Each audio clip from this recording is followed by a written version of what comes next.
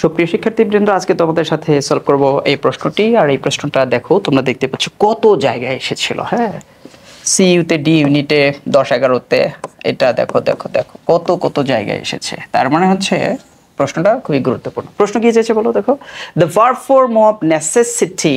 এই নেসেসিটির তোমার verb form তোমাকে বের করতে বলেছে। ঠিক আছে, তোমরা জানো নেসেসিটি এই শব্দটা নিজেও হচ্ছে একটা নাউন। নিজে কি একটা নাউন। সো আমরা এখানে তাহলে বিভিন্ন ফর্মগুলোর একটু নাম লিখে নেই পাশে, তাহলে তুমি অটোমেটিকলি বের করতে পারবা। তাহলে নেসেসিটি যেটা অলরেডি বলেছি, এইটা হলো নাউন হিসেবে বসেছে। নেসেসারিলি এইটা হচ্ছে অ্যাডভার্ব। অ্যাডভার্ব। নেসেসিটেট এইটা হচ্ছে আমাদের কালপ্রিট ভার্ব।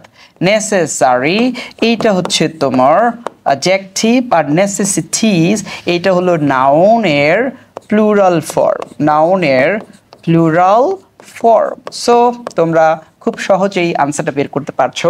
কি চেয়েছে? এটার ভার্ব ফর্ম চেয়েছে। সো আমাদের আনসার হচ্ছে সি। আনসার হচ্ছে কি? সি, নেসেসিটেট। আশা করি বুঝতে পেরেছো। দেখা হবে নেক্সট ভিডিওতে। টিল দেন, আল্লাহ হাফেজ, বাই বাই।